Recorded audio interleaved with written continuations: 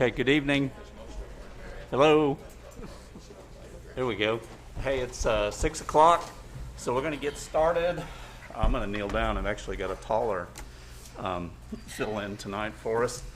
So Nariah Welch is going to gavel us in. She is a junior at Shawnee High School. Her parents are Devin Winrow and Matthew Welch. And so I'm going to turn it over to her. There you go. Be good and loud. I bring this meeting to order. Thank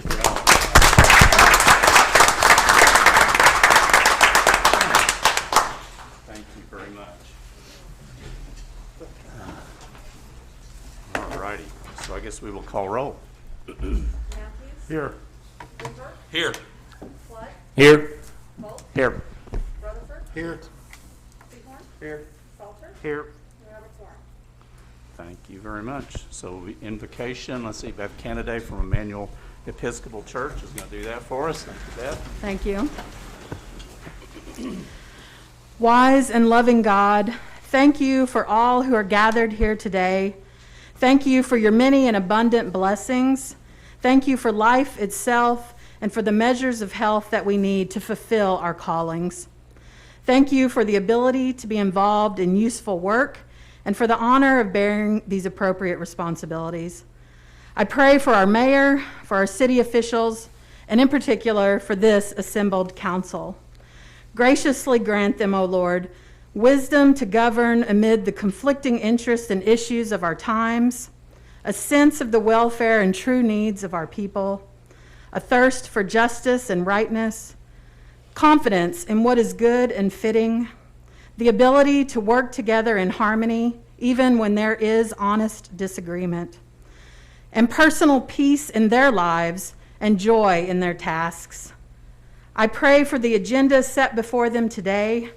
Please give them an assurance to seek first your honor and glory, guiding them to perceive what is right, the courage to pursue it, and the grace to accomplish it, so that their work will benefit all those who live and work in and around our beloved city of Shawnee.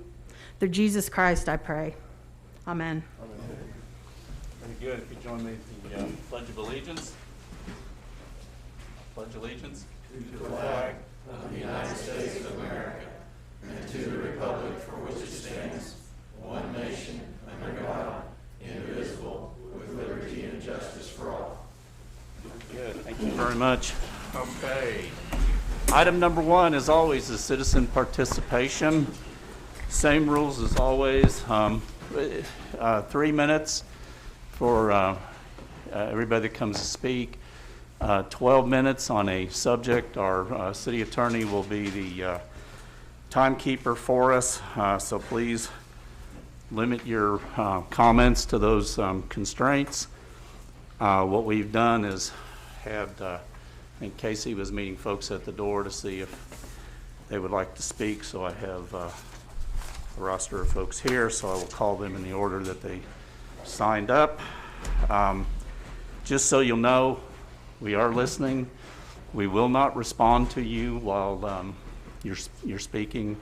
So it's not that we're not paying attention, just our rules prevent us from going back and forth with you. So I promise you we are listening. So, all righty. Mr. Mayor, before yes, we move on, I'd like to move pursuant to Article 2, Section 2-41 of the Code of Ordinances for the City of Shawnee to extend citizen participation relating to public comment on face coverings as proposed in Agenda Item 8 to 3 minutes per person, 12 minutes total topic time for citizens speaking in favor of face coverings, and 3 minutes per person, 12 minutes total topic time for citizens speaking against face coverings, which would extend the total time for citizen participation from 24 to 36 minutes for this meeting only.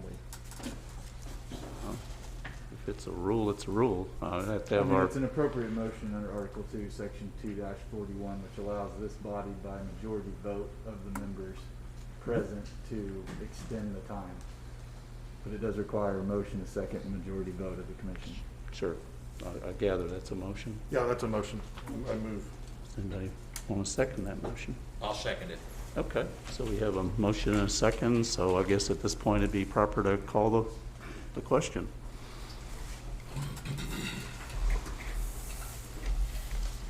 Motion passes 7-0. Very good. Mr. Mayor, Yes, sir. in light of the motion that just passed the commission, I would ask that individuals speaking with regard to face coverings announce whether they're speaking for or against the face covering so that I can track the 12 minutes per side. Okay. Everybody hear that okay? So if that's what you're coming to speak about, please announce when you're starting, if for or against, so that our city attorney can track the time for us. Very reasonable request. And then how do we want to handle, I know we've had folks sign up, so, Just go in order. well, no, I understand that, but if someone else wants to, I guess, I mean, I've only got 5 here, so we shouldn't be beyond, Probably The time, so. We go through them. okay. You can invite anyone else Okay. if you want to speak. Sounds good. So first to sign up was Mitchell Wolf. Good evening. Can everybody hear me okay? Yes. I have my mask on.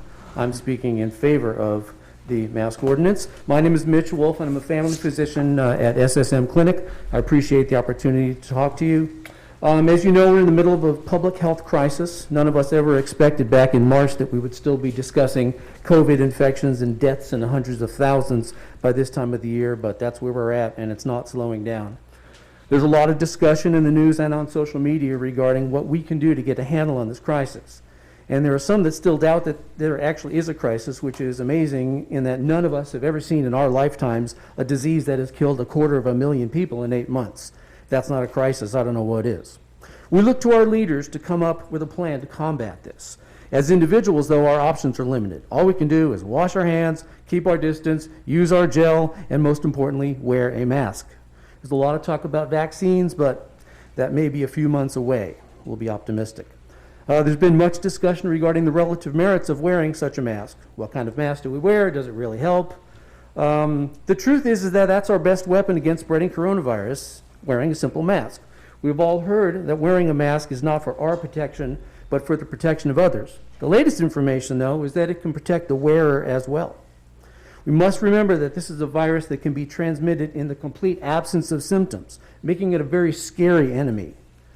There are those that speak of personal liberty and those that feel that the advice to wear a mask comes from one political party or another, but this is not a political issue. This is a public health issue, and it's an issue of looking out for your fellow man. You may be perfectly healthy, but you can give this infection to someone who is not so healthy, and that would be a preventable tragedy. Let me tell you what I'm seeing in my practice, right here in Shawnee. I will tell you that in the real world, down in the trenches, people are getting sick and dying. Healthcare workers are getting sick and dying. Hospitals are full. Right now, today's information, half the admissions to our hospital here are related to COVID. People are scared to death to come to the doctor's office for care. They're scared to death to go to the emergency room for a potentially life-threatening condition for fear of catching another potentially life-threatening condition. So where should we be getting our information? People are getting stuff from a lot of places, social media, other sources, maybe not based in science, but other type of motivations. In our organization, we have public health experts and infectious disease experts whose job it is to monitor the world literature on this virus and give us frequent updates on what to do. So please, listen to the CDC. Listen to the NIH. Don't get your medical news from Facebook or Twitter. And please, wear your mask. Thank you. Thank you.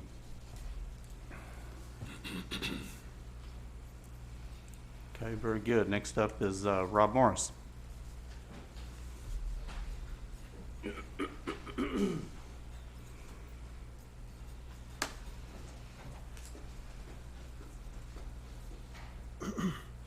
evening. Evening. I have a couple things tonight. Was hoping that y'all could talk about C on the consent agenda a little bit more, just to let everybody know what it is, what's going on. Nothing more than that. I mean, I think it looks like a good thing. So, also on 2E with CEF, they already do Shawnee stock as well. And in the original contract, it states that they are limited to 3: Trail Days, Boo on Bill, and the Christmas Parade. So they've been doing a 4th for the last 2 years. And I'm curious as to where the minutes are, and was Shawnee stock done incorrectly because it used city money, and the original contract states that it's limited to 3 things. However, the new contract tonight states that it's not limited to those 3 things, and now they technically could do it. So I was hoping y'all could address that for me.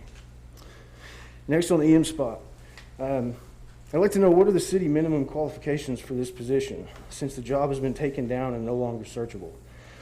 Why isn't the applicant's application a part of the agenda packet online? The commission does have to vote on it. Seems like open records to me. Not to mention that applicants for volunteer committees have their applications on the agenda, put one there myself recently. Will the applicant be paid the full salary at the start of the job, or will it be commensurate with the experience? Again, this is for the emergency management position only. Is the applicant ham radio certified? And with that, I'm good. Thank you. Thank you.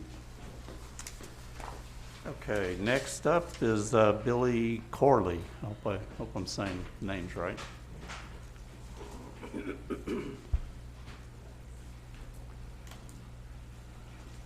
Welcome, Billy. Oh, thank you, sir. How are you doing? Great.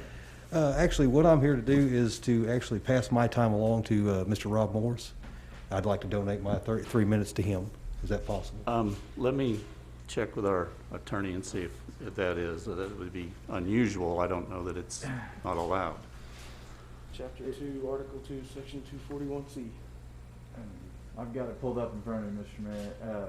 Based upon the motion that was just, the plain language of Section 2-41C is 3 minutes per person. And so we would have an individual limit there.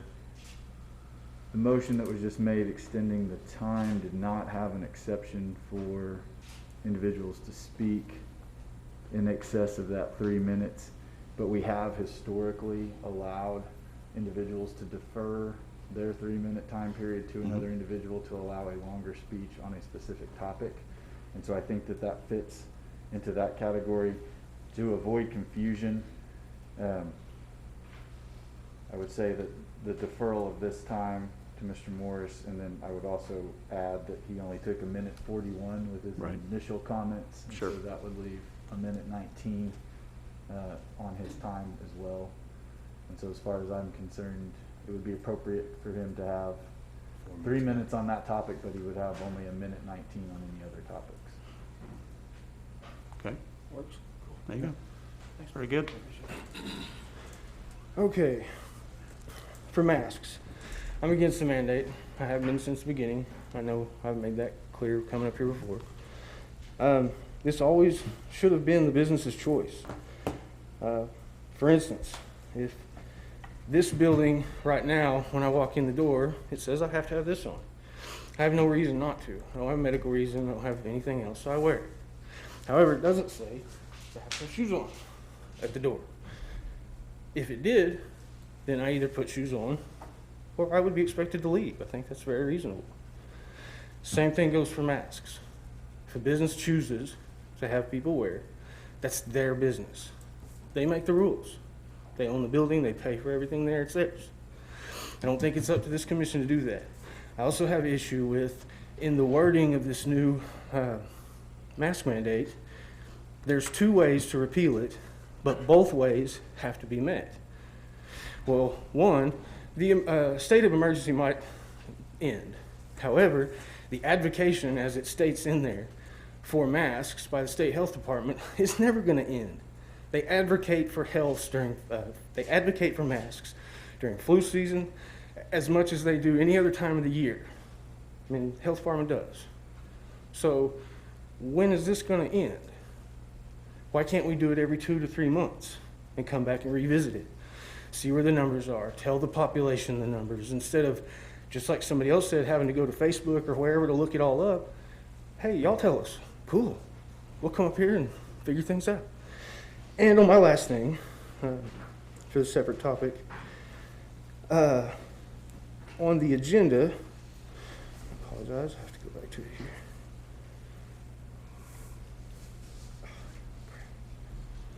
On the agenda, it's the general fund that's going to have money put into it. I'm curious about something for the Expo Center upkeep. We already pay Spectra to run that and for the upkeep. Why are we adding money to that? Where is this money coming from? I know that it's been talked about that we're even more flush with cash now than we were in a non-COVID time last year. So are we spending more money on this contract than we already have? Or is this still part of the original contract? And with that, I appreciate your time. Okay, thank you, sir. Next up, and I'm sorry, I'm having a hard time reading this. Is it Pat Honley? Holly, okay, I'm sorry.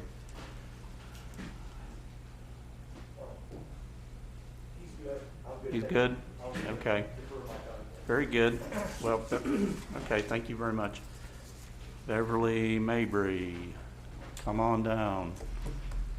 How are you, Beverly? I'm good. How are y'all? Doing well.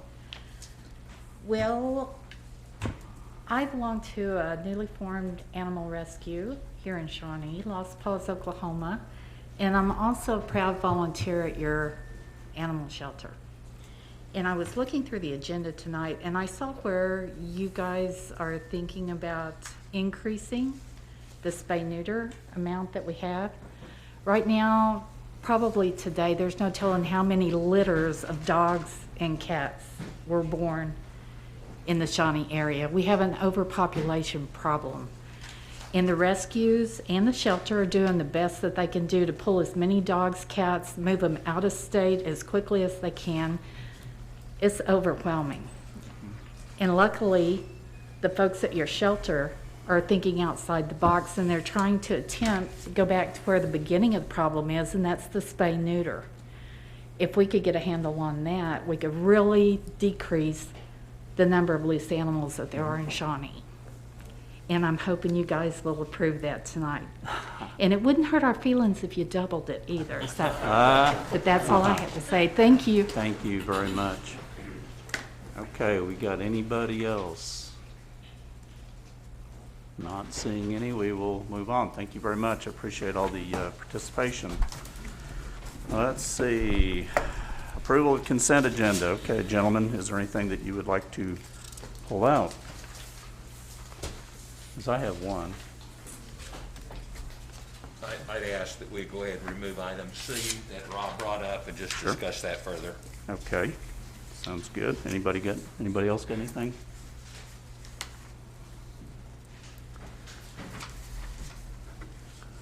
Let's see, I know there was one in here. I want to pull that, believe it or not, I want to pull that G, just so we can talk about that.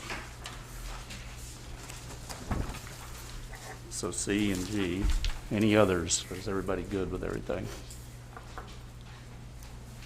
Okay, not seeing any others. We'll entertain a motion to let's see, approve everything except for 2C and 2G. So moved. Second. Let's see, who's that? Was it Daniel? Yeah. Okay, man, it's hard to tell. Daniel and Darren. Okay, so everything but C and G then. I guess we will call the question. And that passes 7-0. So you want to go with C, I guess, next? That makes sense to go in line. I would guess, Chance, could you shed some light on that for us? Yes, sir, absolutely. Mr. Mayor and Commissioners, item 2C is the execution of a maintenance bond to put into effect along for some public water line improvements that were done on Hardesty Road. Right. This is related to a bridge project that the Citizens of Potawatomi Nation fully funded. Seth has received the plans and reviewed the as-built and has accepted those water line improvements as they are done to spec per the engineering department. And we're just asking you guys to accept those improvements so that we may place that maintenance bond into effect for that water line. Okay. Anybody got any questions of Chance on that? Seeing none, does anyone want to make a motion on that? Motion to approve. Thank you, Bobby. Second. All righty. And Travis, let's call the question then.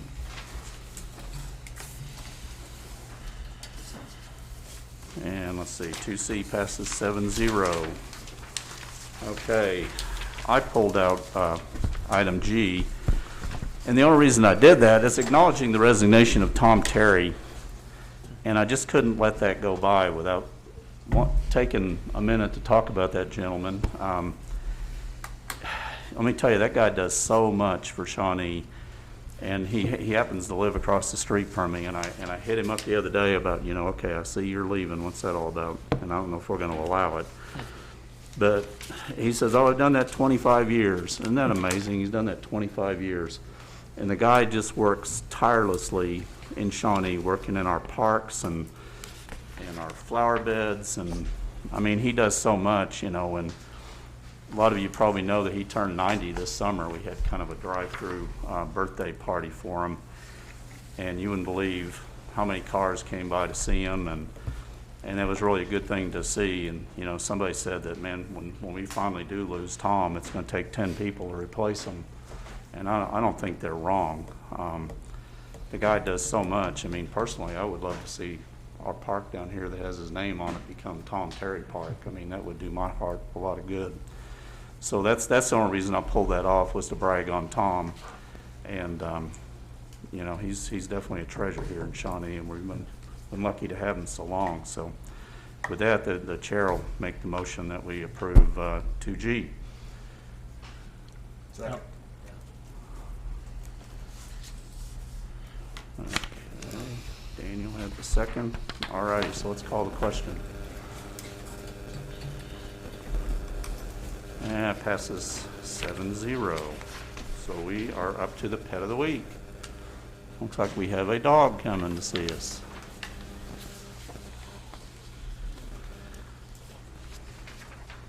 So did we already get this one adopted out there in the lobby like last time? Not this time. Not this time. That's a cute dog, though. My name is Brandy. I'm with Shawnee Animal Welfare. We have a whole new crew. This is, well, you guys go ahead and introduce yourselves. Cody Moore. Hey, Cody. Wendy Cole. Nice to meet you, Wendy. Nice to meet you. And this sweet girl, her name is Indy. We think she's about 1 year to 2 years old. She's very sweet. She loves to play outside. She loves other dogs. So far, she's a little bit high energy, but that's about the only thing that we've seen with her. So also, currently at the shelter, we have 22 dogs, a cat, and a pig. You want the pig? There's a story there. We are accepting donations right now for toys and treats for the shelter dogs for Christmas. Also coming up on Saturday, everyone's invited to a happily ever after party celebrating the wedding of Dylan and Brooke Colbert. All adoption fees are covered by the Colbert, Ellis, and Mabry families. So everyone come out and adopt from them from 8 to noon. Thank you very much. That's Anybody all got we questions? have as of right now going on out there. Yeah. Thank you, Brandy. Yeah, thank you so much. You're very welcome. Okay, item 4. I think we found a home. Certainly friendly. He's got snacks in his pocket. Yeah, he must have. He's got beef jerky or something there, doesn't he? I don't think he's gonna leave.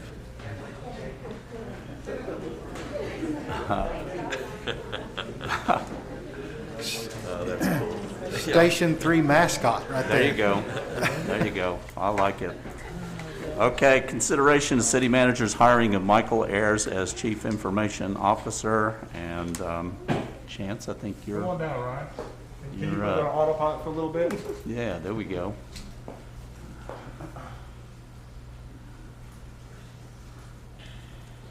Mr. Mayor, Commissioners, Yes, sir. I'd like to introduce Ryan Ayers as our next IT director.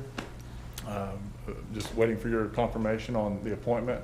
Ryan has worked with the city for about 15 years, and before that he had experience with the state working in IT. He has demonstrated exemplary performance with us. He knows our systems very well, and he can have a tremendous day one impact for our IT department. to start, furthering his responsibilities.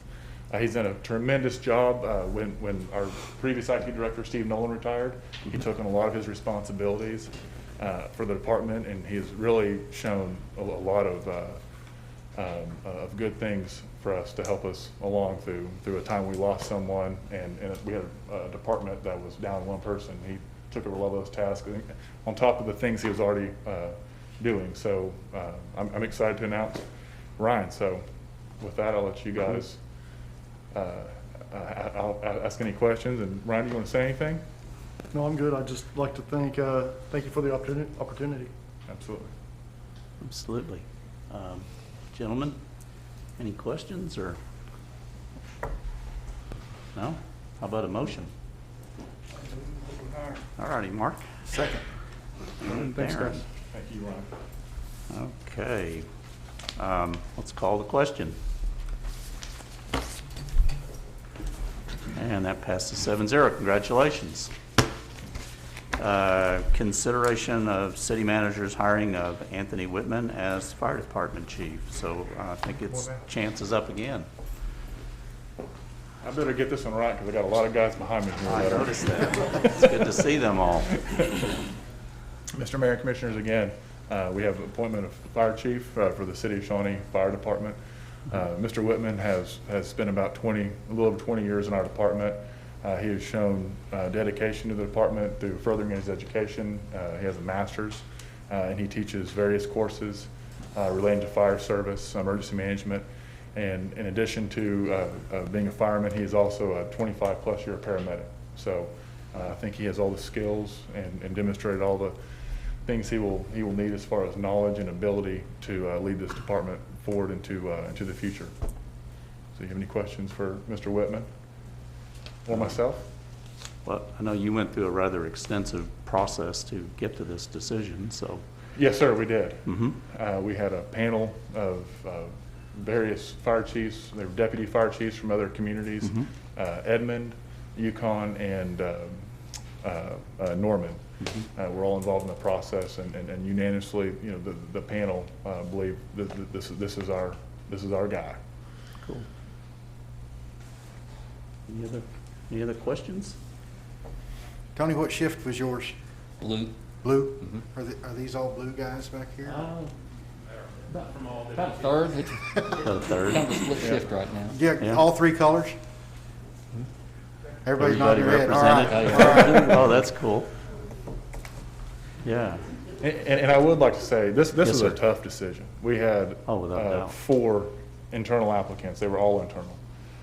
And each one of these guys was outstanding. So it was not an easy decision by any stretch of the imagination. So Yeah. I think we can all be proud to have a really great fire department and great guys that work for the city Absolutely. of Shawnee. Absolutely. We're lucky to have them all. Anybody got anything else? How about a motion? I move to approve. All right. Where'd the second come from?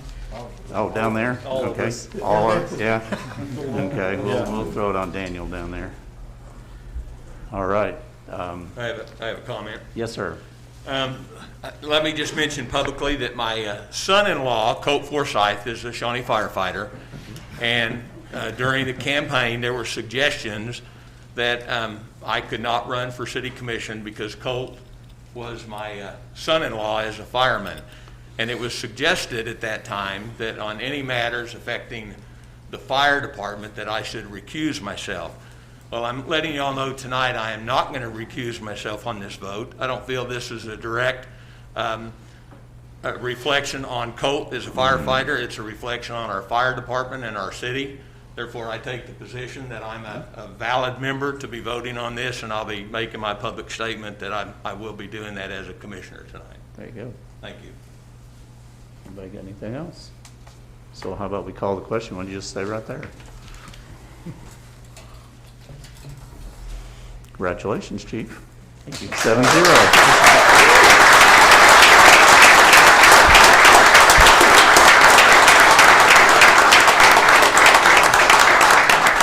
All righty, one more. Boy, this is hiring night. So consideration city manager's hiring of Rochelle Erickson as emergency manager. It's the chance show. Mr. Mayor and Commissioners, Ms. Erickson she could not be with us tonight. She is still a dispatcher for us. And so I think she had some conflicts with our meeting this evening. Sure. Ms. Erickson has been with the city for about 5 years. And prior to that, she has 8.5 years of logistics and wartime for emergency management and wartime operations with the Department of Defense. She has a very impressive background, and through her interview, she is very technical and process-oriented, which is exactly what we're going to need for someone to carry out emergency management operations with the city. I want to highlight a couple things. She was, through her time in the dispatch, she was the 2018 Civilian Employee of the Year Award. She earned that. And she also, she is a woman of dedication to her craft, serving as the association,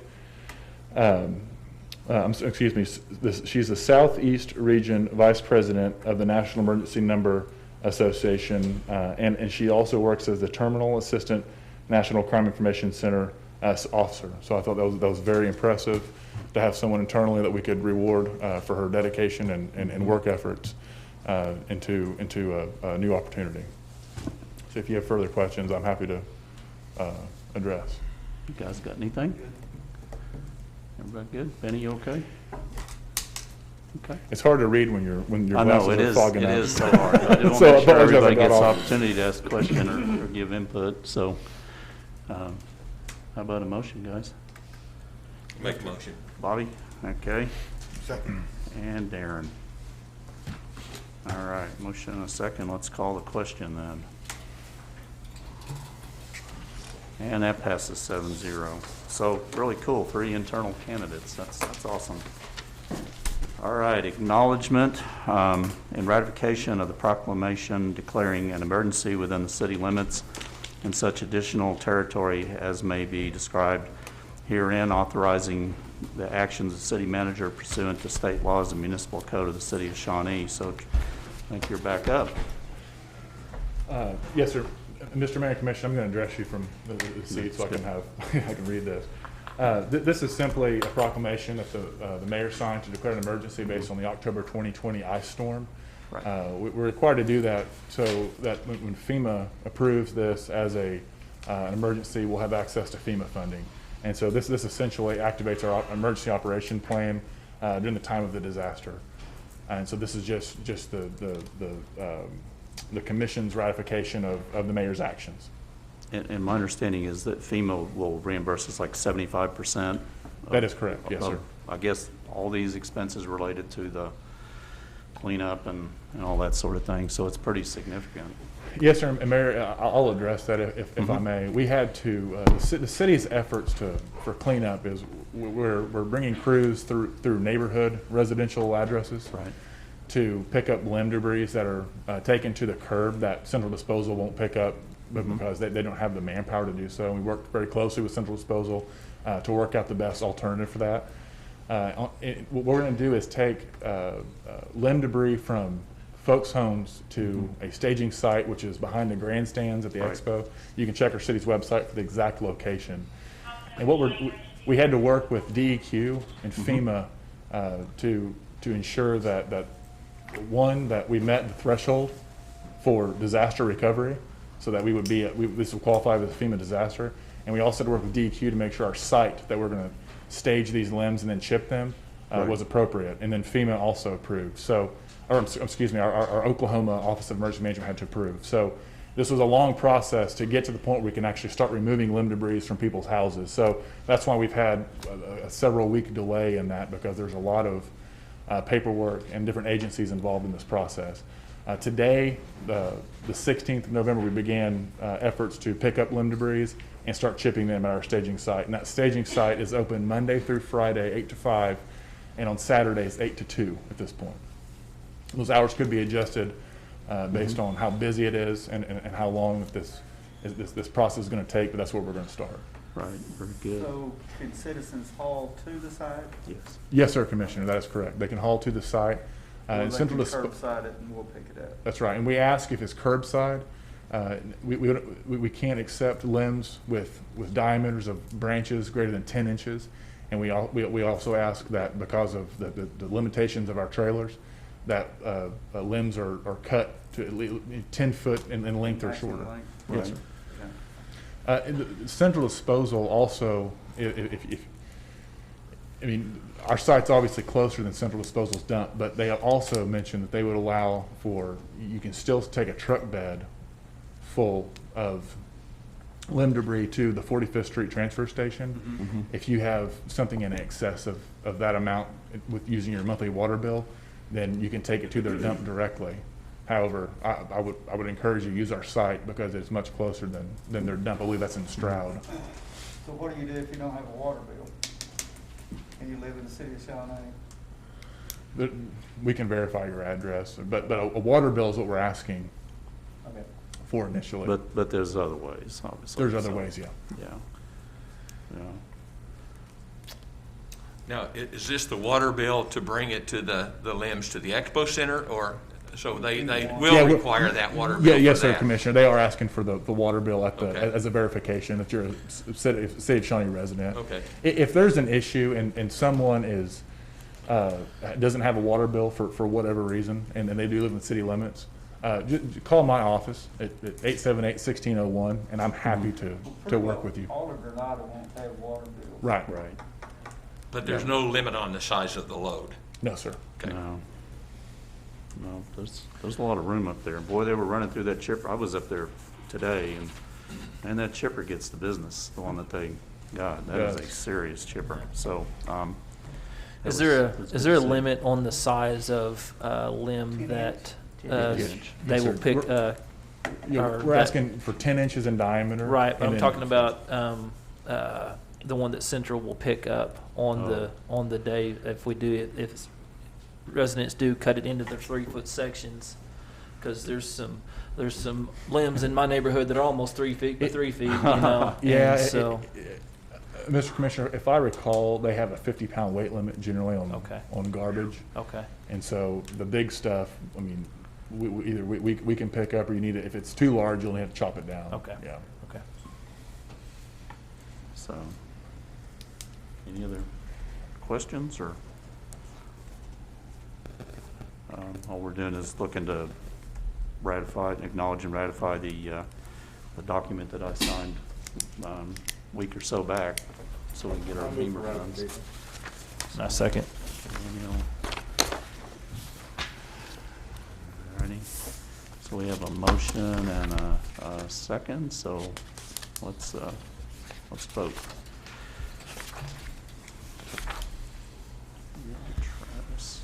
Motion passes 7-0. Item 8. Okay, consideration of an ordinance amending portions of Chapter 15 entitled Health and Safety, located in Chapter 15, Article 1 of the Shawnee City Code of Ordinances by specifically enacting the City of Shawnee COVID-19 Safety Code to be codified as Section 15-6 through 15-17 of the code in order to provide the findings and declarations of the City Council, providing a definition of face covering, requiring face coverings shall be worn in certain places or settings, providing suggested guidelines for face coverings, providing exceptions, providing an effective and expiration date and time, providing for enforcement violations and penalties for violations, providing a defense, and declaring an emergency. So, Mr. City Manager, you're up again. Mr. Mayor and Commissioners, this is essentially the same face covering ordinance as drafted from the original version, with a few slight modifications. The date is set through June 30th of 2021, which is the end of our fiscal year. We've added a conditional repealer, and essentially the intent of this is if the Oklahoma State Department of Health no longer advocates for wearing of face coverings, and this is really related to COVID-19 and not just general other illnesses that come about. And then if the state of emergency is no longer in effect for the state of Oklahoma as declared by the governor, it would automatically repeal. The other item is a signage requirement for businesses to require signage on the public points of entry for their businesses. And then, of course, Shawnee Ford, I believe drafted a really nice looking sign for anyone to use. And then we're going to put that on our, assuming it passes as drafted, we'll place it on our website for folks to download a copy and they can print out and put it on their doors and points of entry. And with that, I'll open it up for discussion. Gentlemen, I'll let you guys go first. Anybody? Well, I might just say Go ahead, that man.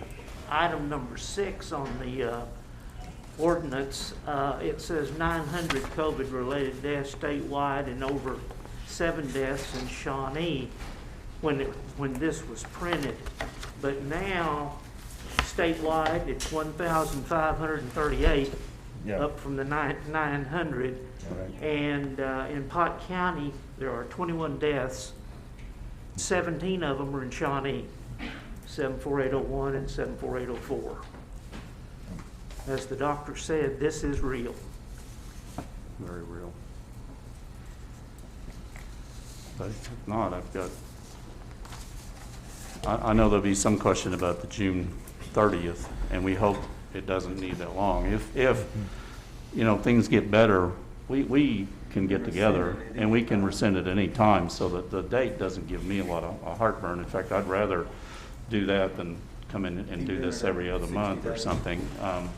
So I don't have any great heartburn with the date at all. Hopefully we don't need it near that long. I hate wearing this thing as much as anybody else. So I don't know what to say. I mean, the CDC was very, very clear last week when they said wearing a mask not only protects others from the spread of COVID-19, but it protects the wearer as well.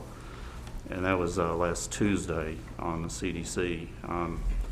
And I could read you their scientific explanation, but basically that's what it says.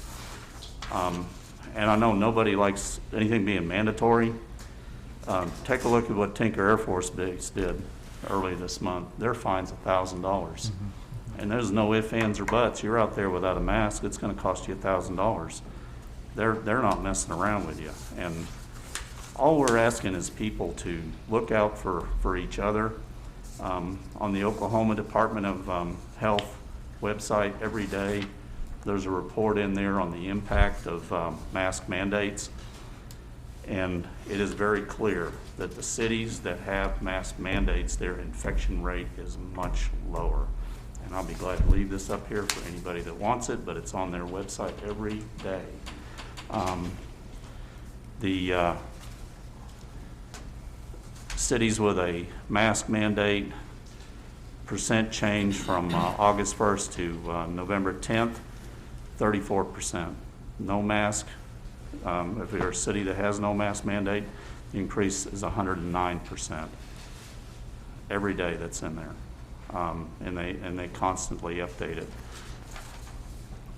None of us like this. None of us want this to go to June 30. We got good news today on another vaccine company. It was very promising, showed 95% effectiveness. We're gonna get through this. We're gonna get through this. We really are. But we've got to take care of each other for a little bit longer. We're probably getting into our toughest part of it. Not only want to keep people well, we want to keep all our businesses open. I mean, that is so important.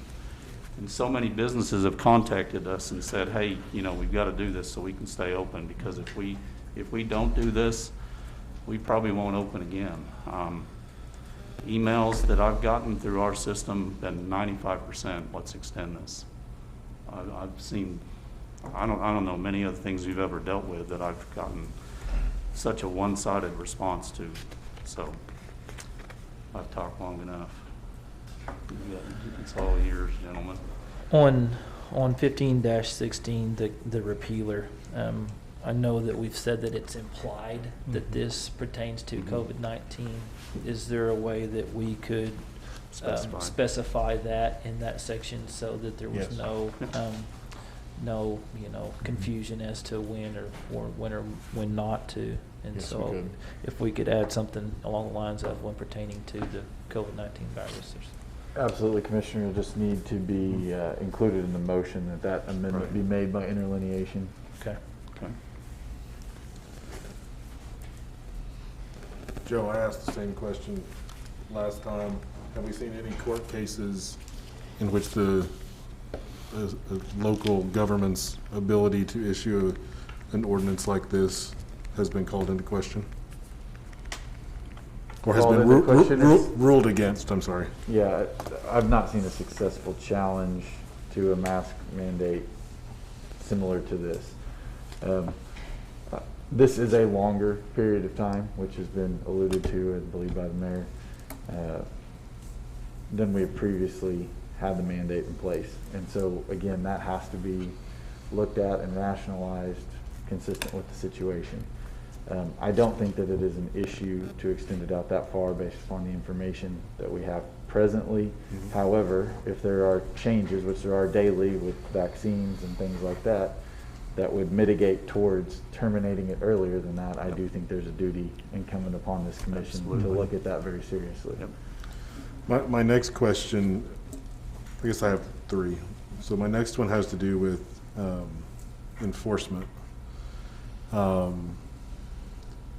At the Capitol last week, there were some experts speaking, and one happened to say that essentially the enforcement of the mandate was much more important than actually having the mandate. And have we made any progress, or do we have any new ideas? Because it's one thing to have something. I mean, if we're not going to do anything about it, why have it? Right. Is something I think. Do we have any thoughts or solutions from the city's perspective? Because I don't know that I have any better ideas. Throwing it on our police force is challenging. Yeah.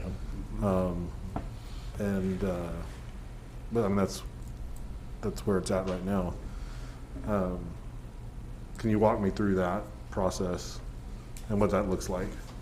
Mr. Commissioner, to answer your question in short, to this day, we haven't issued any citations that I'm aware of. And you're absolutely right. I mean, it's a $9 citation. That's a tough. It's hard to enforce even at $9. A lot of people would probably rather take the $9 hit than even wearing a mask, right? Sure. Even almost at $9 a day. At this point, it's with the exceptions that we've included in the ordinance. It's pretty broad, and so I think enforcing in certain circumstances is tough. If it's a health circumstance, I mean, by them not wearing a mask, we've, I think per Joe, and correct me if I'm wrong, per ADA, by them not wearing a mask, they've basically stated that they're not required to because it's kind of like using service dogs. If you have a service dog, and you have one in your possession, it's alluded to that you meet the requirements of ADA to have that dog. Yeah, it's kind of a gray area. Yeah. We will err on the side of caution from an enforcement standpoint if somebody offers or states that they fit an exception rather than requiring proof. But it is not a statement of disability to simply not wear a mask. So there's a little bit of middle ground there. And I'm just making sure all my thoughts are, a business can go further than our ordinance. Certainly. Correct? Yes. So like what we would have, what is it, 13 exceptions or 11, where we wouldn't require, I think it's, 11 years old? 11's correct. A business could require They could all require, customers, right. correct? I think that's led to some confusion. I'm not saying we have fewer exceptions, but it's led to some, confusion perhaps in the general public, so. And our initial approach to this was really education versus. Yeah, and I agree with that. Versus some sort of financial citation Sure. to. Because I think that's what we're after, enforce, is right. education and stopping. The mayor alluded to, I did have a little bit of pause at the date. Absolutely. And I know I called you today to talk yeah, about yeah, it. yeah. I've had two subsequent conversations with two business owners, one that would like to see it moved up, and one that says, hey, having it out there allows us to plan, know where we're gonna, so we don't invest resources and it goes away in 2 weeks, or. We hope. Yeah, well, let's all hope it Yeah, would. I but, know. I think where I'm on the date, I would like to see it become regular, in the sense of when it was passed the first time, which is before I joined the commission, it was so many days. When we passed it the second time, which was my first time to vote on it, it was a little bit longer, but different than the first, and now this one is a whole different set. Like, to me, I would like to see it, whether it's every 4 months or every 6 months, like some kind of Frequency. if we're gonna renew it, it's for a certain amount of time and it's consistent. And I think that helps the public. I think it helps, because they know what to expect, they know what would be coming.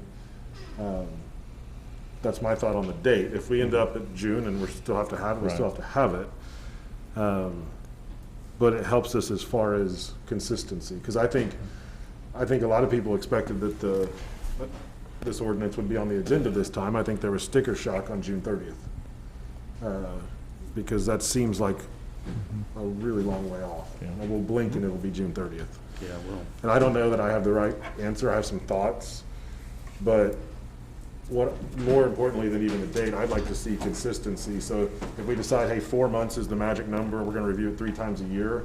In 4 months, we'd review another 4-month extension.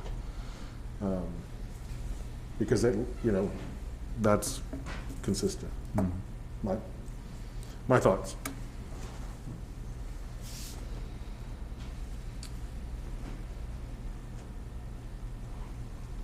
Somebody doing some figuring. Oh, I was figuring days on my calendar. So, like, a 90-day extension, best I can tell, would put us in all of December, January, February, but our first meeting, March 1st, so where our meetings fall, it's hard to say 90 days. Yeah. I think we'd have to almost kind of Blocking out the approximate. months. Yeah. So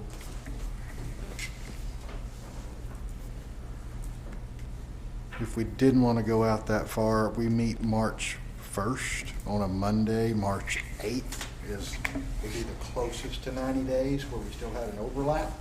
I'd say spring break's right there too. We probably want to be after spring break. First.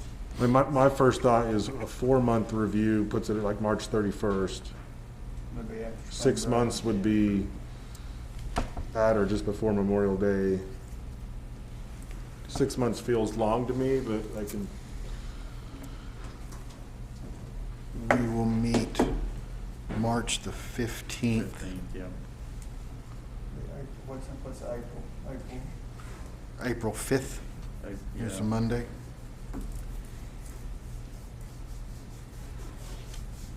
So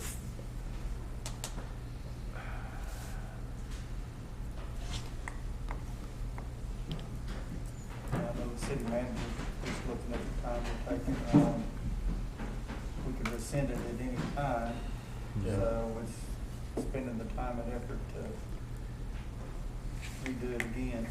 So let's just say Not spending our hypothetically. hours, too. Yeah, so if we hypothetically if we just said June 30th, we can decide on whatever date, and we'll talk that through. But, we would just do it at another regular meeting leading up to that, or we could even have a special call meeting to rescind it. Yes, sir, either way. So we could do that at any time, and my greatest hope is that we don't come anywhere near Right. that. I mean, Mr. for Mayor, a million reasons. I might suggest we could, if this body decided to approve the ordinance through March 31st, that'd be 4 months in this initial ordinance, and then we could decide to review that quarterly, and that would fall in a natural quarter end for the calendar year. So you could, March 31st, well, you would essentially review this in March again, review it in June, September, and then December. Right. Depending on how long this is an issue. Right, and of course, we're probably not gonna see anybody vaccinated until probably Memorial Day anyway. I mean, so I mean, we may very well, even if we did the end of March, we may be doing this again. We don't know. I wish I did. I wish I did. But we can do whatever, it's whatever our pleasure is, so. So if we decided March 31st, that would be a 4-month extension, but it would put us in the first quarter. That'd be the first quarter. We'd have the second quarter. March the 15th could be reviewed. Mhm. And we can rescind it at any time for any reason in the meantime. We don't Absolutely. have to meet those guidelines to bring it to a vote. That's No. correct. Any one of us, city manager, anyone, can put it on the agenda Mhm.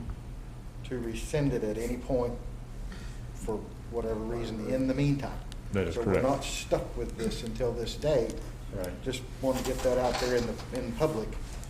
It can be placed on the agenda, even if we don't hit those guidelines, which hopefully we hit the guidelines. Hopefully Yeah. we have a miracle.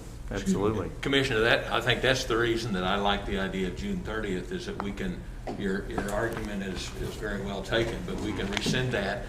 And I think the public would be better served if we have a longer extension, and then if the times get better where we can rescind it, we do that for planning purposes. And that's just my, I don't Yeah. have heartburn if we decide to change it, but I think the June 30th suggestion was a good one to start with, where we can rescind it if we need to. But Yeah. I'll go along with the commission, but that's just my thoughts, that the June 30th is, seems to be, I don't see any need to set certain, quarterly or monthly or anything that's necessarily uniform, because this by no means is a uniform No. crisis that we're dealing with. No. And that's why I didn't have any heartburn with it either, because we can get back together as a group and, I mean, do it any time and get rid of it, and hope the sooner the better in my mind. So but if we ended up doing the end of March, I've I received wouldn't have any no heartburn. input. I got 28 emails this time, with the exception of one, all in favor. And no one brought up the length of time in the emails that I received. Yeah, and my experience was the same. I not had one person talk about the length. I probably got 50 for it and 2 or 3 maybe against. And not counting people that I ran into, like at That was church just- and that sort of thing. Right, And they I was were just counting. 100%, please vote this in. So, I mean, but guys, whatever you decide, I'm on board. My only thought was it's been an issue that's gotten a lot of attention, and so having, it's not necessarily a fun item, but more frequent discussion and people knowing where we are, I didn't see as a bad thing. I don't think any of you see it as a bad thing, just saying that. Yeah. The sticker shock I experienced when I opened my agenda, June 30th. yeah, June 30th, I'm sure other people experienced as well, and. Well, and I'll be honest, I did too. Yeah. I'll be very honest, I did too, but the more I thought about it, it's like, well, but we can turn it off anytime we need to. I agree. My first thought was, oh, wow. Yeah. I think everybody was that way. Yeah, yeah. But we can rescind it at any time, and we're spending time on something that, if it goes away, we can make that go away. I did have a few individuals reach out to me, not necessarily against it, but the length, that the length gave them no hope for it getting better. And the whether or not the conversation on a quarterly basis would make it any better, but they felt like they were listening. They were being listened to if we were to discuss it on a more regular basis, because they didn't want to keep wearing them if they didn't have to. And again, our hope is that if the second that it's no longer, the greatest option, that we could get rid of it. But again, that's overwhelming. Please vote yes. But the few that I have had that were not necessarily no against it, but gosh, that's a long time. And so I understand that feeling. yeah. 'Cause, yeah. Procedural question, could we make a motion on dates separate. Can we make a motion to change one thing without doing the whole thing? I mean, yeah, yes, if a motion is made to approve with a specific modification, and then there was a second, that could be voted on, pass or fail. If it were to fail, then a different motion could be made. Okay. Just want to make sure we get it right. What else do we want to talk about? I want to make sure everybody talks this through. This is the only opportunity we have to do this. Benny's thinking hard, I can tell. I'm waiting on, I know. He had that look, so. No, I agree with everyone else that the number of calls that I received, more than the other two times that we've had this item before us. I had 35 emails, all for it and one against. And I did have 3 or 4 of them state the June 30 deadline. And they didn't oppose it. They just said, I think it needs to be done till we get clear of this. Yeah, that's the hard, I mean, none of us have a crystal ball. But, I mean, it gives me comfort in knowing that we can get together any time and turn this thing off. Wish we could do the same with the virus. We'd have voted that a long time ago. And that's the reason I really didn't have any heartburn over the 30th, because we had an exit clause. Right. To get out anytime between now and June 30th. Absolutely. I think my pause, maybe you can call me a conspiracy theorist. Part of me goes, when's the last time you saw government get out of anything? Well, I mean, it's up to the once they pass it. I know it's up to us. But here we are. I'm just saying, like, when I'm public perception. Public perception is yes. That. I mean, I'm thinking from that angle of, you know, public perception. I'm afraid will be, well, they don't want to deal with it, so they push it off. And you know, I think we need to go with the scientists, not the politics. And why would we want to continue it if it's not necessary? That's I totally agree. I'm just trying to, you know, I don't want the headline tomorrow to be June 30th and not the serious ramifications Well, it that are doesn't matter, happening then in our everybody would community. know when it was gonna be. Well, that's true. Yeah. And hopefully, I mean, my first hope is it's not June 30th. Absolutely. You know, that we don't come anywhere near that. But that's why, I mean, initially, just like you guys, I had that sticker shock, but the more I thought about it, it's like, well, we got total control over that. I mean, we can turn that off, and hopefully it's well in advance of that. So sure. It didn't take me long to you know, feel better about that. Because I mean, I can tell you, the first day I take this thing off, I'm going to. As much fun as it's been, it's just not been. So. Ken, with the 1516 repealer,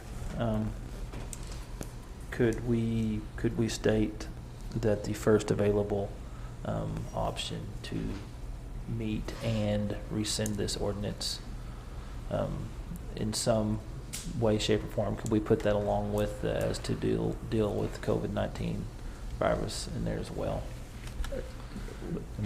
We certainly could, Commissioner, but I want to make sure clear the intent of 1516 is to allow for the automatic repeal without commission action if those two criteria are met. Okay. So if the state was to take that action, it's done without our involvement at all. Right. Right. Okay. That's how that's drafted presently. Now, the previous comment about adding to 1516 a clarification that it be the Oklahoma State Department of Health COVID-19 mask recommendation would be an alteration. And just to clarify, I mean, we can call a special call meeting in what, 2-3 days, something on that 48 order? hours. 48 hours notice, yeah. So, I mean, if something happened where we felt real strongly about let's repeal this thing, I mean, we could, I mean, I'm sure we could find a night where we could get enough of us here to do that. So that could happen pretty quick. I hope that's a problem we have.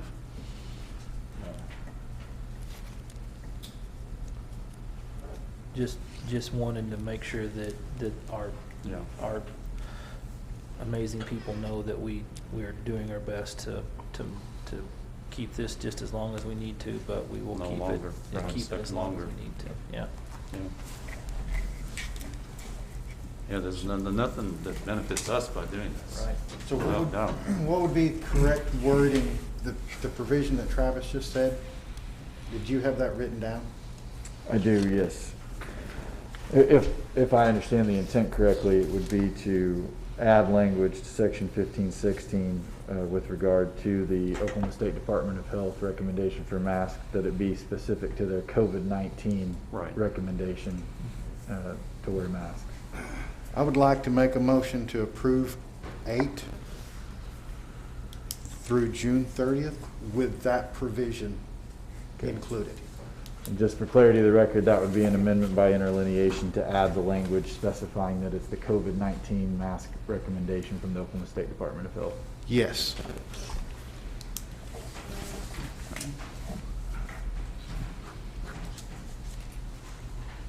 Okay, so we have a motion. Somebody? I'll second. Second, I'm sorry, whereabouts? Oh, Daniel, okay, I'm sorry. My ears are working a minute. So we have a motion and a second. Joe's still writing, but I know he's got some reading for us. I'm ready. Thank you, Mr. Mayor.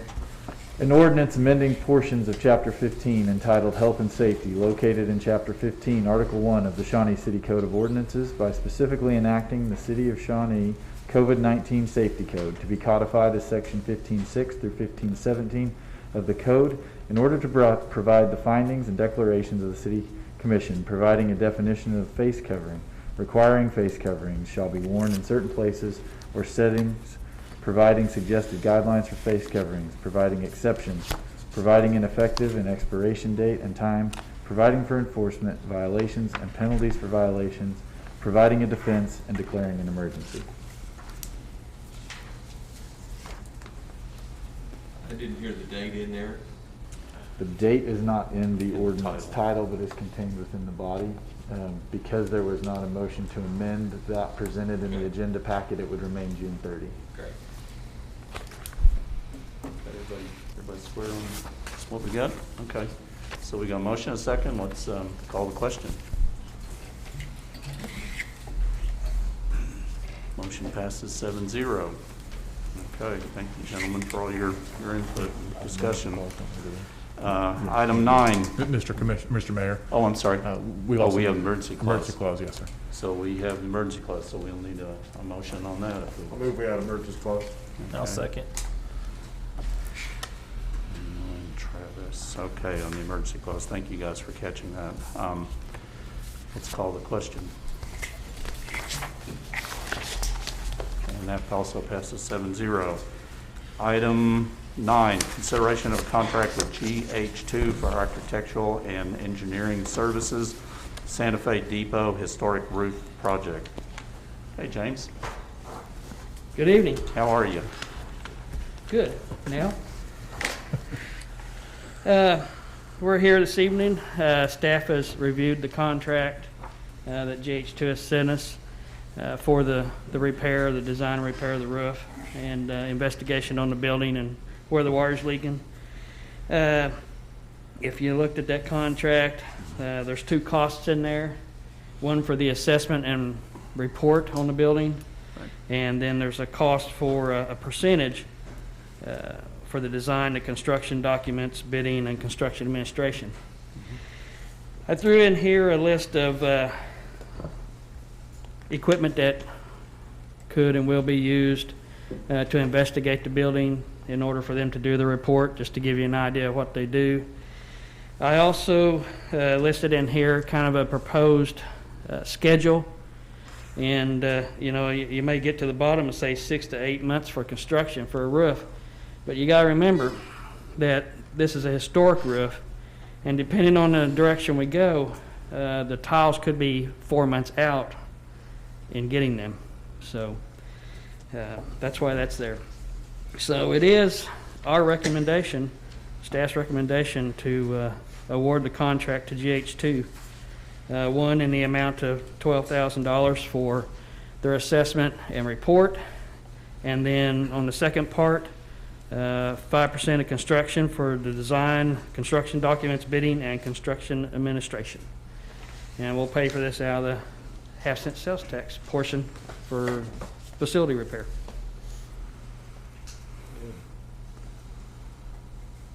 Questions for James? I guess this company kind of specializes in historic stuff. Yes, they had a good resume on historical buildings and dealing with historical sites. No, you've been working on this for a long time, so I'm glad we can Excited. Yeah. get it underway. Get it done, Possible. get on. They are excited, if approved, to get going on this. They're ready for it. I'll make a motion to approve. All righty, thank you, sir. I second. Bob and Mark. All right, let's call the question. Motion passes 7-0. Very good. Excited to get that close done. Okay, public hearing. Item 10, public hearing consideration of an ordinance to rezone property located at 1027 North Harrison Avenue containing 0.35 acres from C1 Neighborhood Commercial District to C3 Highway Commercial District for the purpose of an automotive dealership, case number P17-20, applicant Patrick and Kelly Ann Buttram. And I see Rebecca. How are you? Evening. I'm well, thank you. So this one is pretty straightforward. Our comprehensive plan talks about the future of this area being mixed use. That is a wide array of residential and commercial options. There's a significant increase in uses allowed from our C1 and our C2 district to C3, which allows almost anything under the sun. That's something when we're able to redo our zoning code I would like to look at, so that we have kind of more sequenced zones. This is along Harrison Avenue. It's just right off the corner, the southeast corner of Wallace and Harrison, where Jackson Hewitt Tax Service is located.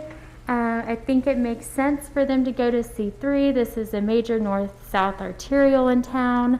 It would make sense. That's where you would want your automotive dealership, so people can drive by cars nicer than theirs every day.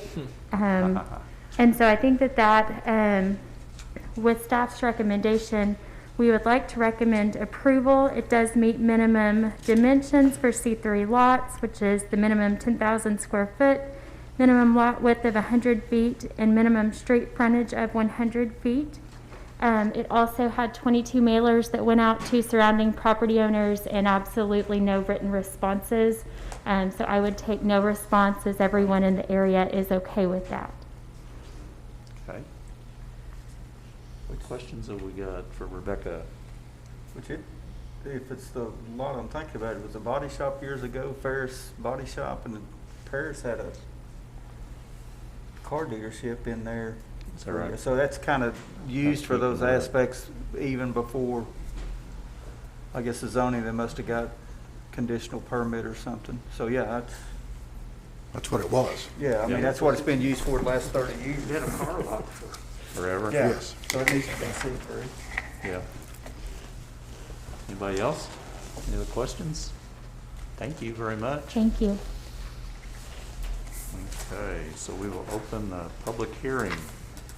If anybody here to speak in favor of the proposed change? All right, seeing none, how about anybody here to speak against?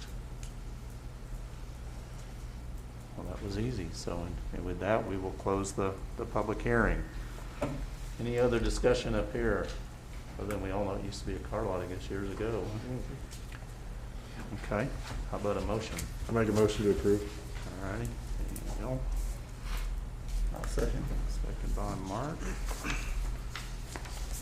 Okay, let's see, we'll go Mr. City Attorney. Thank you, Mr. Mayor. An ordinance concerning the zoning classification of the following described property located within the corporate limits of the city of Shawnee, Pottawatomie County, Oklahoma, to wit, lots 3, 4, and 5, block 3, Harrison Avenue addition to the city of Shawnee, Pottawatomie County, Oklahoma, according to the recorded plat thereof, from zoning classification C1 Neighborhood Commercial District to C3 Highway Commercial District, and amending the official zoning map of the city of Shawnee accordingly. All right, very good. So we have a motion, a second, so we will call the question.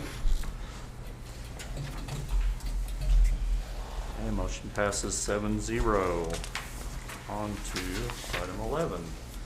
Public hearing and consideration of an ordinance to rezone property located at 32105 Homer Lane containing 5 acres from A1 Rural Agricultural District to RE Rural Residential Estates District for the purpose of a 3-parcel minimum of 1 acre lot size split located on a 5-acre property, case number P18-20, applicant Henry and Helen Wilkos.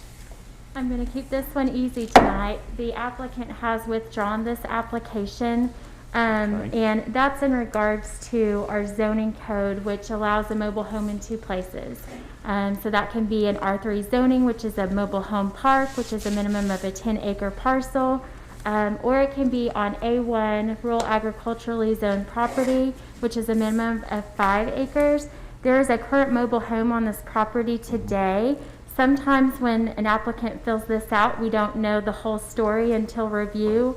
I did try to make contact with the applicant, but it was during the ice storm that we had, and he was unable to return my call for a couple of weeks due to that. So he has 0 intention of removing the mobile home, and therefore would like to withdraw his application, as he won't be able to keep it and do the lot splits of the 1 acre minimums. Easy enough. Okay, so at this point, since it's withdrawn, what action do we need to take? Nothing. No action. Man, it don't get any easier than that, does it? Okay, item 12, consideration of following budget amendments. Do I need to read all of these? Or, No, you do not need to be okay. specific. So I would guess that we're going to see Ashley here in a second. Prepared for you to read them, so I was like, I was Well, I settling can in. if you want me to. No, that's okay. So this is the first parcel of, oh, see, I was listening to Rebecca, parcel. This is the first bunch of amendments that are coming before you based off the increased sales tax take. The increased sales tax growth. So this is based off a 4% increase of last year's cut. So basically the idea is 1% for each month of good sales tax growth. So we're still sitting at about 92% below, or sorry, 8% below, at about 92% of last year's sales tax budget. We are going to do some good things with that, including we're going to see some increased demolition. We're going to try to start looking into a scanning solution for our records. We're going to do some software upgrades and look into buying a street sweeper. And also, this covers some personnel for help with deferred maintenance at the expo. The other general fund, or the other amendments, are also applying the increased sales tax for the spay and neuter to cover the additional cost for the increased expenditures there, and then just some cleanup for tourism and some to reflect some donations we've received. But I'm happy to answer any questions you may have. There was a question asked earlier, and Chance, you may need to help answer about the expo. I don't know if maybe you could clarify, what's going on there. So anything you could do to shed light on that a little bit, maybe, because I know we did have a question on that. Right. Appreciate it. Mr. Mayor, Commissioners, as it relates to the expo, as you recall, I believe last May or June, through the course of the election, previous Commissioner James Harry brought the issue of expo maintenance and the park maintenance in general, mowing, weed eating, and those sorts of things, trimming, before the commission. And there was issues with Spectra being able to keep up with those. And in years past, the city in times would supplement the expo's abilities as far as manpower to mow and care, in particular as it relates to IFYR. The city, although the expo staff previous to Spectra, they were working on mowing and doing ground maintenance at the facility. before the big events like the rodeo, we would still send our parks guys out to help supplement some of those activities to help ensure that the expo was properly cared for and maintained as we brought in visitors to the city. We had to make a decision at that point to supplement Spectra, and what we did was our Parks Department agreed to taking over maintenance of mowing, weed eating, and through the course of Brad's team and his help, they identified a lot of issues that the expo needed to be corrected as far as deferred maintenance. We had grass and things growing up and weeds growing up between fence lines. We had the pavement on the driveway or on the parking lots that needed to be, we needed resealing them, we needed restriping, painting, those sorts of things to be done. And so part of Parks' attention now is being devoted to the expo to ensure that that facility looks as nice as the rest of our parks do.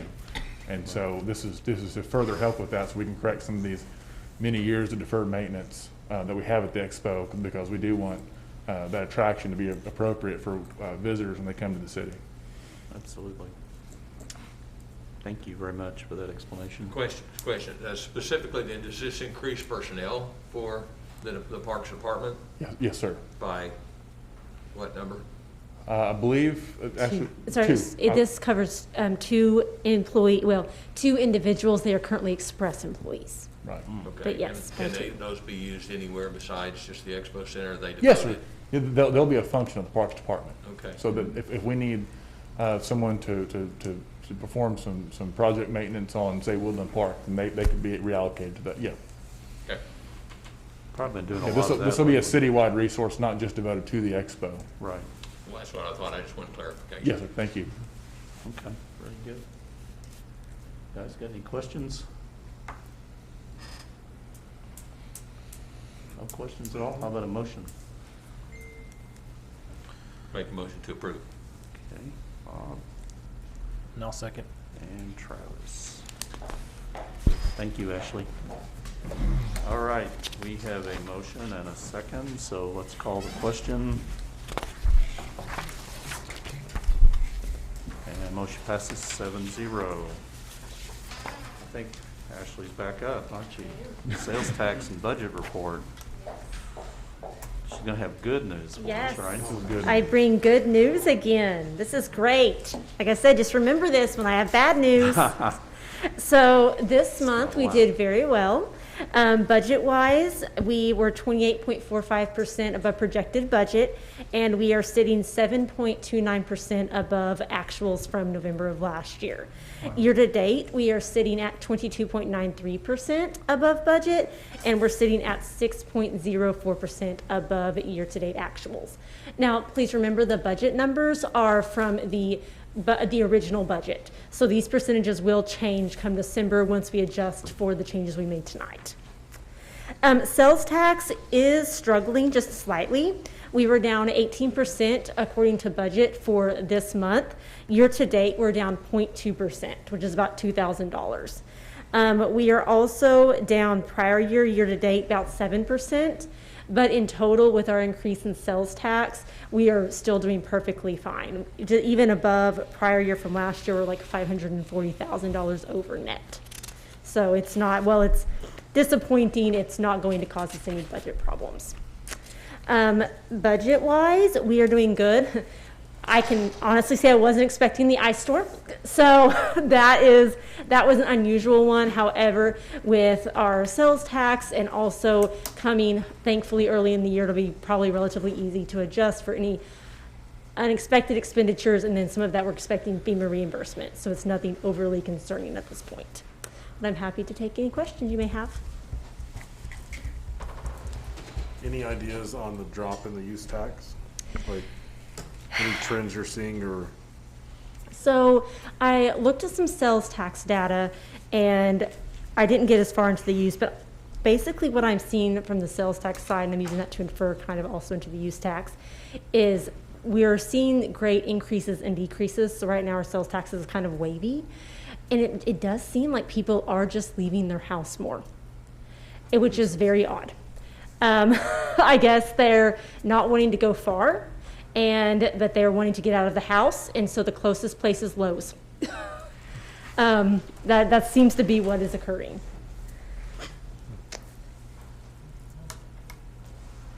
Any other questions? I guess not. Thank you, Okay. Ashley. Okay, so anybody want to make a motion? Acknowledge the sales tax and budget report. Mr. Mayor, no motions. Oh, needed. that's right. That's all we're doing is acknowledging that. Okay, very good. New business. No new business. Mr. No Mayor. new business. Commissioners' comments. We'll start down this end this month. I appreciated the discussion tonight. I thought it was good and healthy. Congratulations, Chief. Excited for you and your leadership, and appreciate all the guys coming out to show support. Remind everybody as we enter this holiday season, continue to support our local businesses that really need our support right now. And that's what I have for tonight.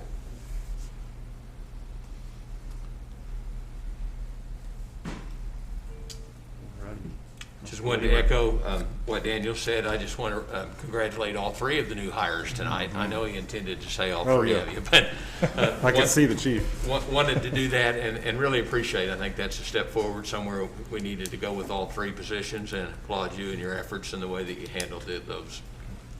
So that's all I have tonight. I also would like to congratulate the new hires. After reading through the resumes and talking with the city manager about their qualifications, that's an impressive group of individuals right there, and that makes me really happy to know that they're going to be working so hard to make sure that we're good. And also, it was pretty amazing. Every time I see our men and women that work in our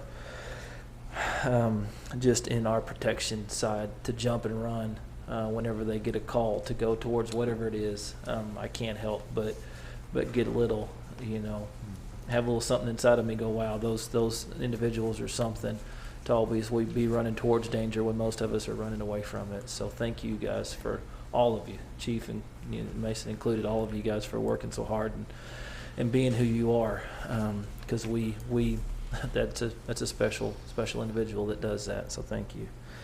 And just also that I did appreciate the conversation and the willingness to think through these things, not just blanketly say, okay, that's what we're going to do.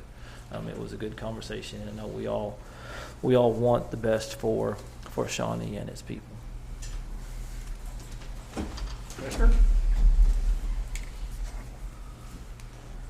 Everybody gets a head start on it, no matter which side it comes from. Yeah. Just what Travis said, none of us want to wear a mask. Everyone needs to wear a mask at this point. And I hope the public understands by listening to all of our conversations up here that we're genuinely concerned of everything on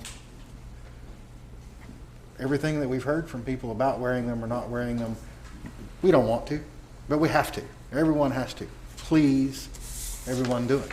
And believe me when I say, when the time is appropriate, we will look at it. And hopefully it is before the dates that we set. We all hope and pray that it is, and we will look at it and get that done very quickly.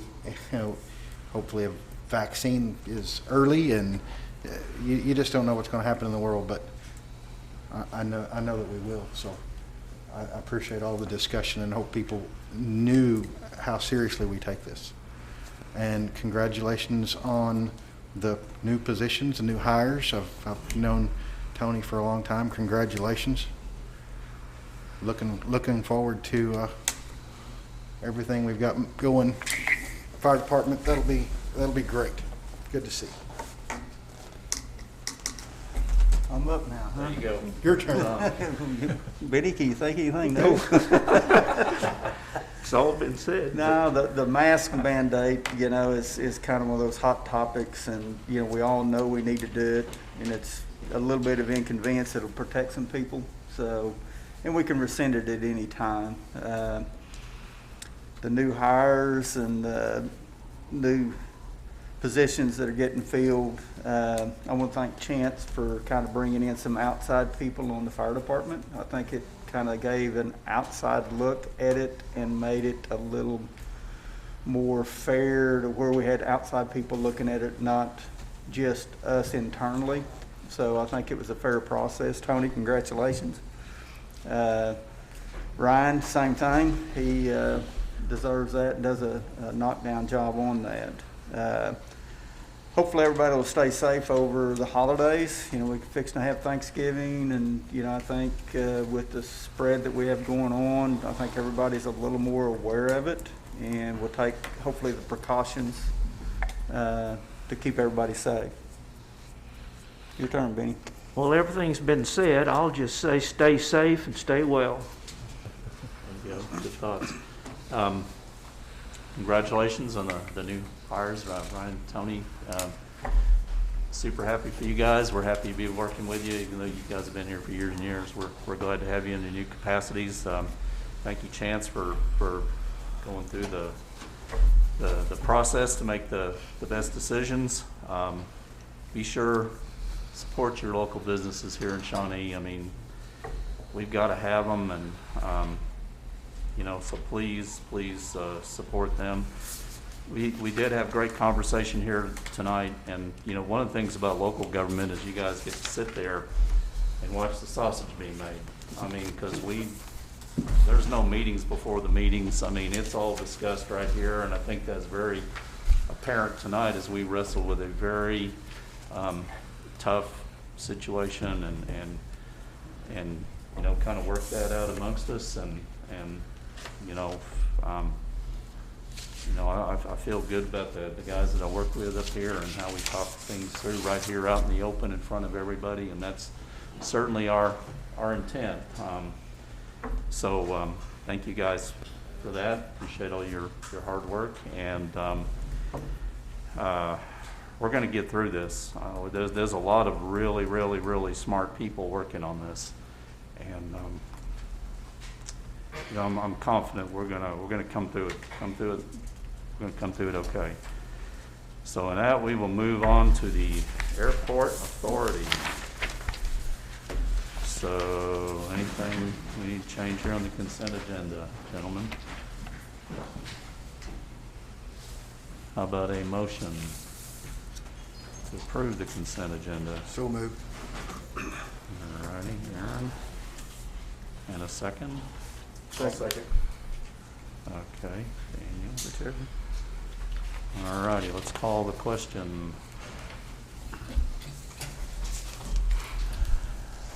That passes 7-0. Consideration of budget amendment for Shawnee Airport Authority Fund 511 to adjust for lower fuel sales, surplus sales, and needed building repairs. And I bet I see Ashley. Yes. There we go.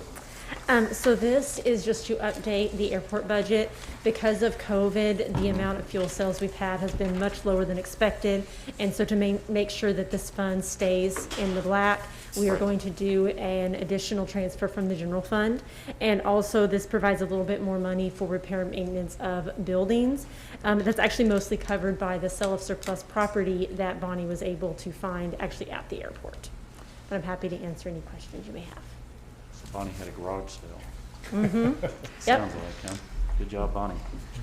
Any questions for Ashley? Seeing none, I guess you're off the hook. Right. How about yes, sir? Oh, I thought you had said something. Any other discussion, questions? How about a motion? Make a motion. Travis? Go second on the Second. second by Darren. All right, let's call the question. Motion passes 7-0. New business?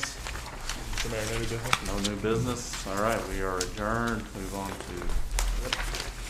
hard to do for a mask.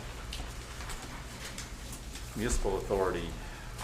Let's see. Item 1, consider approval of consent agenda. So moved. All righty, Darren. Do we have a second anywhere? Second. Second by Mark. All right, let's call the question.